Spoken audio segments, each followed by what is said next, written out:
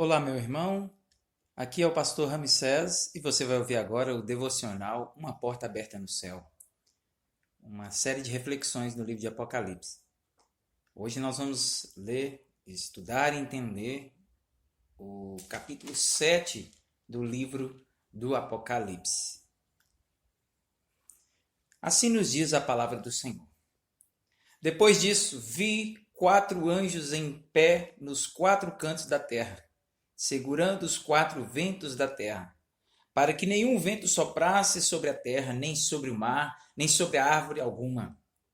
Vi outro anjo que subia do nascente do sol, tendo o selo do Deus vivo. E ele gritou com voz bem forte aos 4 anjos, aqueles que tinham recebido poder para causar dano à terra e ao mar, dizendo: Não danifiquem nem a terra, nem o mar, nem as árvores, até marcarmos com um selo a testa dos servos do nosso Deus. Então ouvi o número dos que foram marcados com selo. Eram 144.000 de todas as tribos dos filhos de Israel. Da tribo de Judá foram marcados com selo 12.000. Da tribo de Ruben, 12.000. Da tribo de Gade, 12.000. Da tribo de Asser, 12.000. Da tribo de Naftali, 12.000. Da tribo de Manassés, 12.000. Da tribo de Simeão, 12.000. Da tribo de Levi, 12.000. Da tribo de Issacar, 12.000. Da tribo de Zebulon, 12.000. Da tribo de José, 12.000. Da tribo de Benjamim foram marcados com selo 12.000.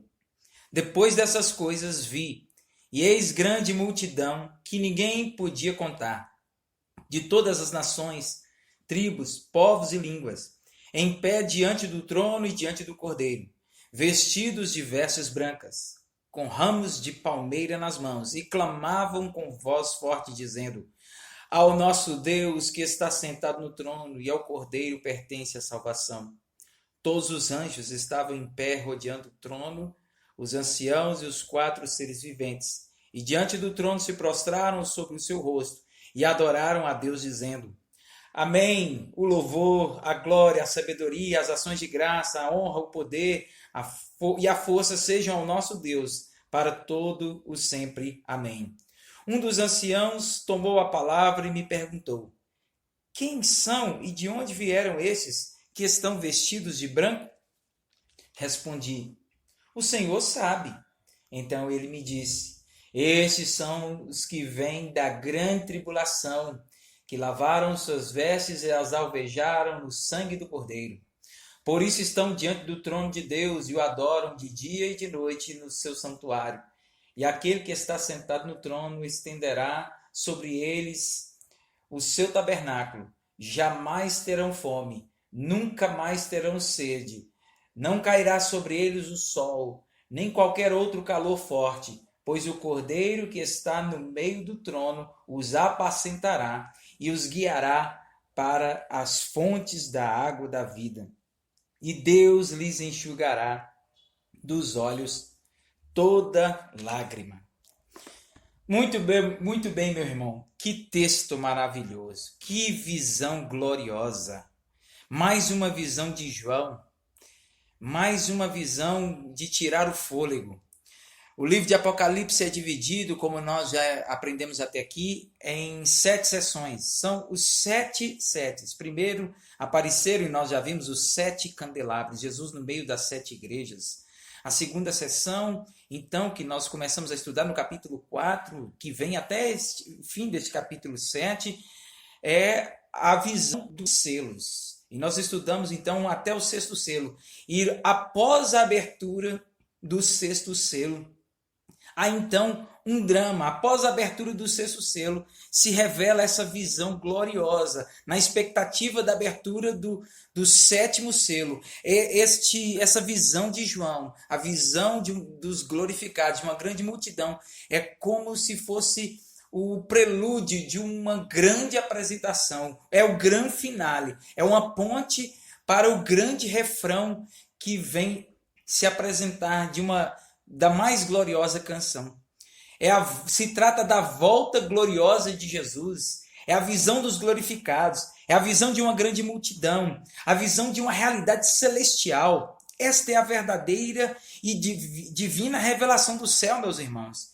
e de todos aqueles que lá vão morar. João vê todos aqueles que serão salvos, aqueles que serão arrebatados aos céus. João tem a visão da concretização daquilo que o apóstolo Paulo fala em sua primeira carta aos Tessalonicenses, que num piscar de olhos, alguns serão transformados, haverá a ressurreição dos mortos para receber a sua glória, e alguns serão transformados para o encontro com Jesus nos ares. É uma visão antecipada de como termina a história do tempo e como começa a nossa nova vida, como começa essa nova vida na eternidade.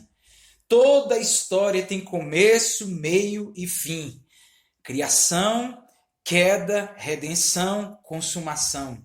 Esse é o roteiro do grande plano de Deus que se revela nas Escrituras.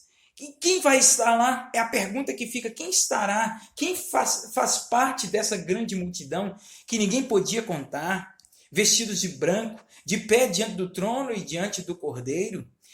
Eles estão com ramos de palmeiras nas mãos. Veja que é uma referência clara à entrada triunfal de Jesus em Jerusalém, por ocasião da Páscoa, antecipando o seu sacrifício na cruz. É a entrada do Messias glorioso, quando a multidão gritava: Hosana ao filho de Davi, bendito que vem em o nome do Senhor, Hosana nas maiores alturas.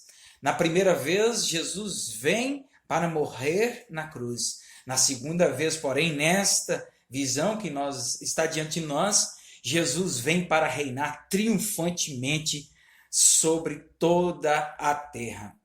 Começa assim as bodas do Cordeiro. É o dia da grande festa, com a entrada triunfal do noivo, Jesus de Nazaré. E quem é a noiva? Quem são os convidados para o grande banquete no céu? Quem vai estar nessa grande multidão? Em primeiro lugar, são aqueles que foram selados com o selo de Deus, meu irmão. Que selo é este? Claramente as Escrituras e através de outros textos do Novo Testamento, principalmente o texto de Efésios, capítulo 1, versículo 13 e 14, nos mostra que esse selo colocado na fronte, que representa assim a mente, aquilo que a pessoa crê, com aquilo que ela confessa com a sua boca, aquilo que ela crê no seu coração, representa o Espírito Santo da promessa, como diz Efésios capítulo 1, versículo 13. É o Espírito Santo da promessa. E o versículo 14 diz que ele é o penhor da nossa herança, até o resgate da sua propriedade. O que é um penhor? Um penhor é algo usado como garantia. Antigamente, quando se criou os bancos, quando eram feitos os empréstimos, algo era colocado ali como garantia de que haveria que aquela herança, de que o bem retornaria para as mãos do proprietário, do dono. O Espírito Santo é a garantia, é o selo que Jesus colocou em nós, na carta escrita nos nossos corações, selada com o selo de Deus, com a garantia de que chegará ao seu destino, de que nós um dia nos reuniremos com ele nos ares. Este selo é o selo do Espírito Santo. Muitos levam a Apocalipse ao pé da letra, têm uma interpretação literal, acreditam que realmente uma marca visível será colocada na testa daqueles que são servos de Deus. Não, meus irmãos. Apocalipse usa figuras de linguagem da literatura judaica para nos explicar, para tentar nos passar realidades celestiais. São figuras da terra para explicar realidades dos céus. Em segundo lugar, essa multidão ela é formada por gente de todas as nações, tribos, povos e línguas. É a igreja multicultural, multinacional, multicolor, sem distinções geográficas, étnicas, linguísticas. Ela é multifacetada, com a graça de Deus que é multiforme, como diz o apóstolo Pedro. O que Deus espalhou em Babel, ele agora, no final dos tempos, reúne por ocasião da volta gloriosa de Jesus Cristo, reúne as nações que havia espalhado antes, agora na representatividade dos salvos. Ele cumpre, assim, a promessa que ele fez a Abraão, em Gênesis capítulo 12, quando ele diz, em ti serão abençoadas todas as famílias da terra. Ou seja, através da descendência de Abraão, da semente de Abraão que se revela na pessoa de Jesus Cristo, seriam abençoadas todas as famílias da terra, todas as tribos, todas as etnias, os etnos da terra. Veja que não são todas as nações da terra estarão perante o Cordeiro, diante do trono. Não são todas as nações, mas pessoas de todas as nações. Não é toda a humanidade que está presente aqui nessa multidão que João vê, mas sim pessoas que vêm, que se originam de todas as nações da terra. Não é toda a humanidade, como prega o universalismo, essa doutrina falsa que entende que, no final das contas, Deus vai salvar todo mundo, de que não importa a vida santa, no final, Deus há de salvar todas as pessoas, porque Deus não pode ser um Deus tão carrasco assim, tão terrível que vai condenar pessoas ao inferno. No fim, ele vai salvar todas as pessoas. Não, meus queridos. A visão aqui é de que as pessoas procedem de todos os povos da terra, mas não são todos os povos da terra. Não são todas as pessoas indistintamente. Deus faz separação. Deus faz distinção. Como ele faz essa distinção? E aqui vem a terceira característica dessa multidão. Diz que essa multidão está vestida com vestes brancas. Com vestes brancas. O ancião, no versículo 13, ele pergunta para João, quem são estes? Quem são estes? João não sabe a resposta. O ancião, então, depois de fazer esse drama da pergunta, ele revela no versículo 14. Estes são os que lavaram as suas vestes e as alvejaram no sangue do Cordeiro. Veja que, mais uma vez, é uma linguagem figurada, é simbólico. As roupas brancas... Primeiro, roupas brancas nunca poderiam ser alvejadas em sangue, porque o sangue tem cor vermelha, tem cor carmesim. Isso é uma linguagem figurada para retratar a santidade da igreja, a santidade de Deus que é também comunicada, compartilhada com todos aqueles que foram transformados, que se converteram, que nasceram de novo, que foram regenerados, que foram santificados em Cristo. Eles receberam vestes brancas, vestes novas. Mais uma vez aqui o universalismo é combatido pelas Escrituras, porque não são todas as pessoas, mas somente aqueles que tiveram suas vestes lavadas pelo sangue do Cordeiro, ou seja, aqueles cujo sangue de Cristo foi derramado sobre suas vidas como propiciação pelos seus pecados. O céu não é para todos. O céu está aberto para pessoas de todas as nações, mas não é para todos. O céu é somente para aqueles que foram santificados. Ora, meus queridos, o céu não é a casa da mãe Joana. O céu é a casa do Pai.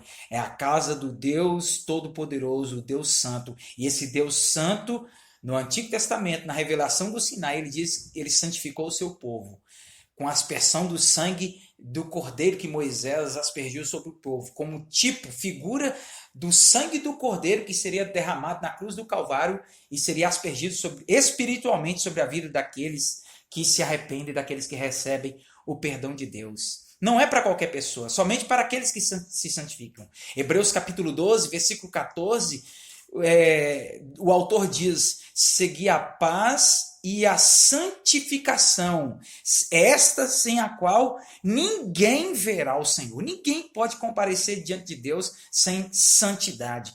Em 1 aos Tessalonicenses, capítulo 5, versículo 23, o apóstolo Paulo diz que nós devem ser conservados nosso corpo, alma, espírito, até a vinda de nosso Senhor Jesus Cristo. Ou seja, no homem como um todo, por completo, não somente a alma, não somente a parte imaterial, como pregavam os gnósticos, que não importa. Se meu coração está bem com Deus, não importa aquilo que eu faço com o meu corpo. Não, o homem por inteiro, o homem integralmente deve estar santificado diante de Deus. O apóstolo Paulo diz que nós devemos consagrar todos os nossos membros para a santidade. Essas vestes brancas representam a vida nova em Cristo Jesus.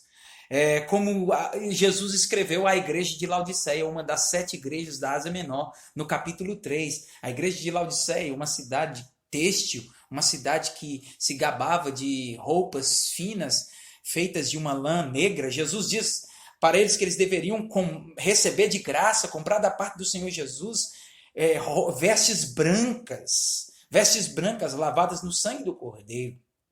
O apóstolo Paulo, em 1 Coríntios capítulo 15, quando tratando no contexto ali sobre a ressurreição dos mortos, ele diz que nós seremos revestidos de imortalidade. Essas vestes também podem representar o novo corpo, o corpo glorificado que nós receberemos da parte de Deus por ocasião do arrebatamento e da ressurreição dos mortos. Mais do que isso, meus irmãos. Em quarto lugar, essa multidão é uma multidão de adoradores. No versículo 10 diz que eles clamavam, eles adoravam o Cordeiro. Eles diziam: ao nosso Deus que está sentado no trono e ao Cordeiro pertence a salvação. No versículo 11 diz que então todos se prostraram, eles adoravam ao Senhor. No versículo 11 diz que os anjos, os 4 seres viventes, que são os serafins, que adoram o Senhor dia e noite, declarando santo, santo, santo, e os 24 anciãos que representam toda a totalidade do povo de Deus, a liderança do povo de Deus, se prostraram e adoraram a Deus, dizendo: amém. O louvor, a glória, a sabedoria, as ações de graças, a honra, o poder e a força sejam ao nosso Deus para todo o sempre. Meu querido, o livro de Apocalipse é um livro de louvores. É um livro onde a música, o louvor, a adoração está presente do primeiro versículo até o último versículo. Se você ler todo o livro de Apocalipse, passar por todas as páginas, você provavelmente encontrará em quase todas as páginas uma música, encontrará uma linguagem poética. Isso significa dizer que o céu é um lugar de adoração. O céu é um lugar para adoradores. O que nós vamos fazer lá no céu? Muita gente tem dúvidas sobre o que nós vamos fazer lá no céu. Eu não posso te responder 100% de tudo que nós vamos fazer no novo céu e na nova terra.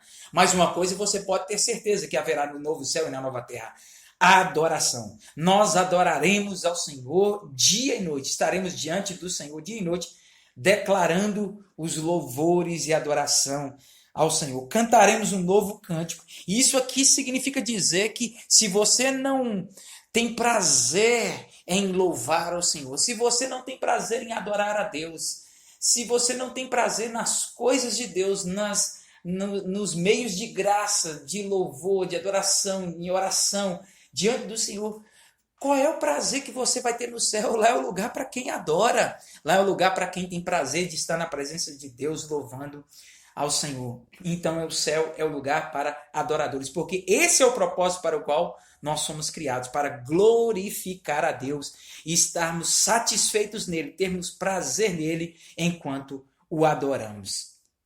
Em quinto lugar, essa multidão é a multidão daqueles que vêm da grande tribulação. É feita uma pergunta para João, como eu disse no versículo 13: quem são esses? De onde vieram? E o mesmo ancião que perguntou responde: eles vêm da grande tribulação, ou da mega provação que há de vir sobre o mundo. Ou seja, isso significa dizer que essa multidão, essas pessoas são aqueles que deram bom testemunho da sua fé, aqueles que combateram o bom combate, aqueles que perseveraram até o fim, aqueles que confessaram o nome de Jesus, que não se envergonharam, aqueles que tiveram coragem, que não foram covardes, aqueles que não tiveram medo de testemunhar de sua fé da palavra. São aqueles que viveram um evangelho genuíno e verdadeiro, que andaram no caminho estreito, que entraram pela porta estreita, que é Jesus Cristo, e não pela porta larga, como diz o texto de Mateus no Sermão da Montanha, no capítulo 7, que larga é a porta, espaçoso é o caminho que conduz para a perdição, e muitos são os que entram por ela. Mas o caminho estreito, a porta estreita, É o caminho difícil, é o caminho da cruz, é o caminho do sacrifício, de uma vida de piedade, de santificação, uma vida de entrega, do morrer diário diante do Senhor. Esse é o caminho verdadeiro e não o caminho fácil de um falso evangelho que tem sido pregado nos últimos tempos. Em Mateus capítulo 7, continuando essa mesma revelação, o Senhor Jesus diz que nem todo que me diz Senhor, Senhor, entrará no reino dos céus. Ele diz lá para que tomemos cuidado com os falsos profetas, ou seja, com os falsos crentes, porque nem todo aquele que abre sua boca para dizer que eu creio em Jesus, eu sou membro da igreja de Jesus, de fato entrará no reino dos céus, será salvo. Porque ele continua dizendo lá, porque muitos naquele dia hão de me dizer, Senhor, em teu nome nós profetizamos, em teu nome nós fizemos milagres, em teu nome nós fizemos isso ou aquilo. Para esses o Senhor vai dizer, apartai-vos de mim, malditos, todos vocês que praticam a iniquidade, a imoralidade. A igreja vai sim, meu irmão, passar pela grande tribulação. Nós já estamos sendo tribulados. Todo aquele que procura viver por tribulação já tem que perseverar. A fé cristã é uma fé dos que perseveram e não dos que desistem. E não uma fé dos que são frouxos, uma fé daqueles que vivem um evangelho mole. Não. Nós estamos diante do Senhor dia e noite, morrendo todos os dias como ovelhas que são carregadas e levadas para o matadouro. Esqueça o filme Deixados para Trás, que diz que revela que a igreja não vai passar pela grande tribulação, de que a igreja é arrebatada antes. Eles usam meramente um argumento emocional para defender isso. Como Deus poderia ser tão assim ruim em deixar a sua igreja passar por um tempo de tamanha tribulação, por um tamanho sofrimento. Meus queridos, Deus não somente fará e permitirá e decretou que a sua igreja vai passar pela grande tribulação, como ele prometeu que estará no meio da grande tribulação com a sua igreja. Então esqueça essa visão dispensacionalista dos pré-tribulacionistas que dizem que a igreja será arrebatada antes da grande tribulação. Não é essa a revelação de Apocalipse, capítulo 7, versículo 14, que diz que eles vêm, a grande multidão vem da grande tribulação. Eles vêm desse momento terrível que o mundo há de enfrentar. É o que Jesus diz em Mateus capítulo 24 também. Logo após, ou quem sabe no meio, durante a tribulação daqueles dias, aparecerá o sinal no céu. E então virá o Senhor entre as nuvens e reunirá com os seus santos anjos todo o seu povo em toda a terra. É a vindima, é a colheita, é a grande colheita dos filhos de Deus. Veja que a revelação desse capítulo, no início, diz que 4 anjos poderosos seguravam os 4 ventos dos 4 cantos da terra, indicando assim que os juízos de Deus, um juízo que será global, um juízo que será derramado de forma universal sobre toda a terra, Deus estava segurando esse juízo até que todos os seus servos fossem selados. E Deus conhece o número de todos que são selados. Aqui existe um número simbólico, 144 mil. As testemunhas de Jeová, infelizmente, levam ao pé da letra. Dizem que são 144 mil, literalmente, que esse número é os que vão morar no céu. E os outros que pertencem à religião deles estarão aqui na terra, num paraíso na terra.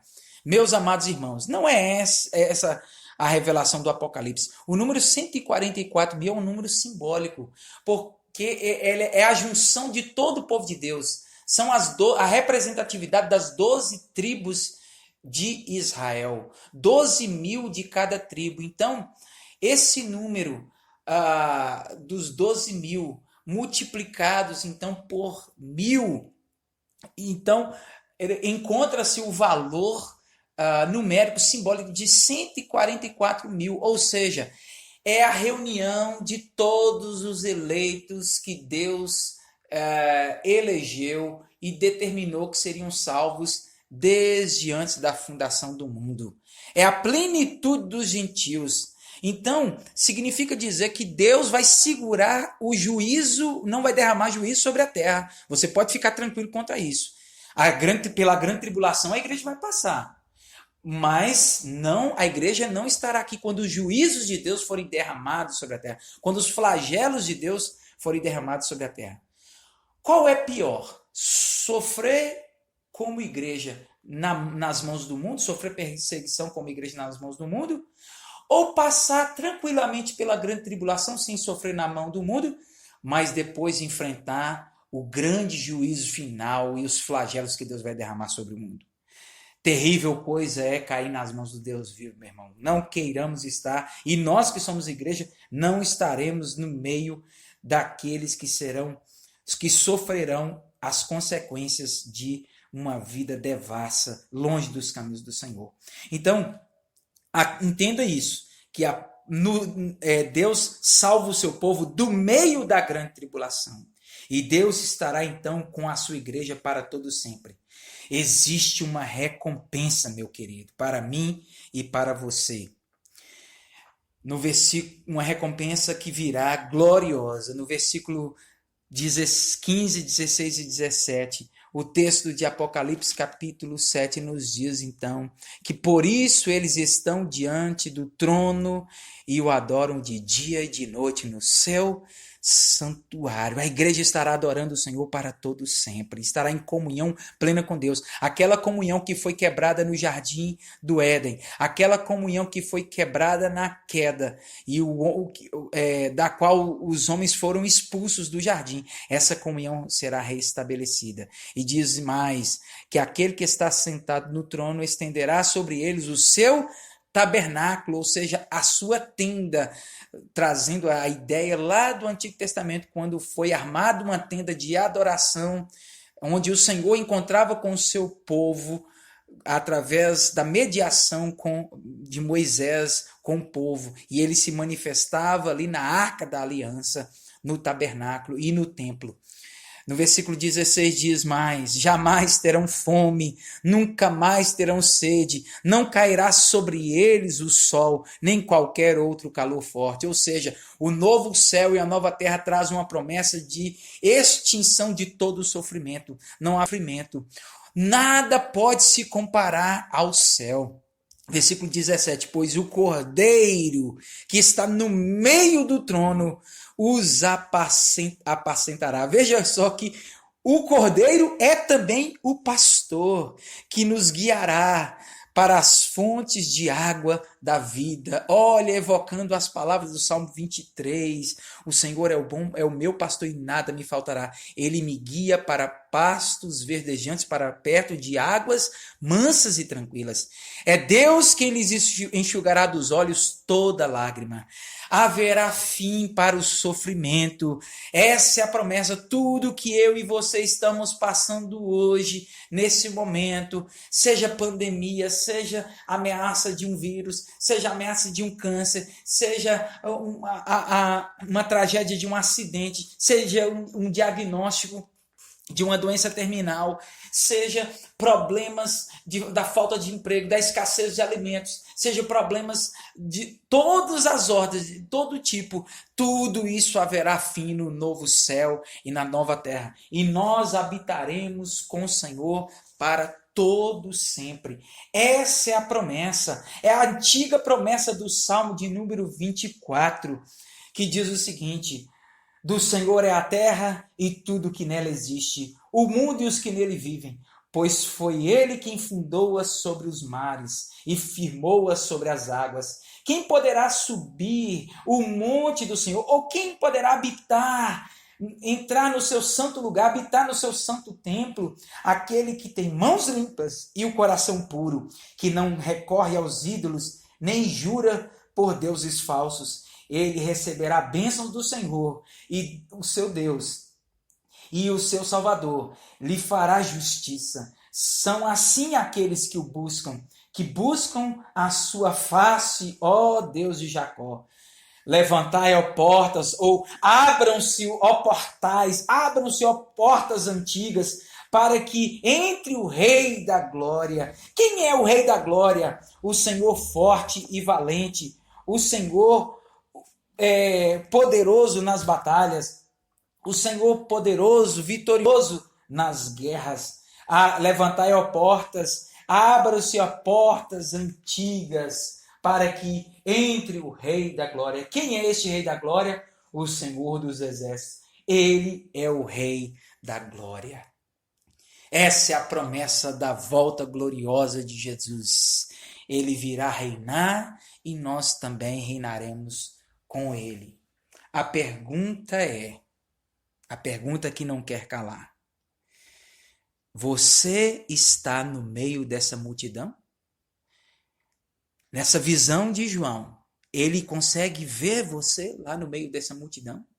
Você estará no meio da multidão dos redimidos, daqueles que foram salvos pela graça de Deus? É a pergunta que você deve se fazer. Se você já tem essa certeza, meu querido, você deve se alegrar e glorificar a Deus, porque não existe promessa tão gloriosa como essa.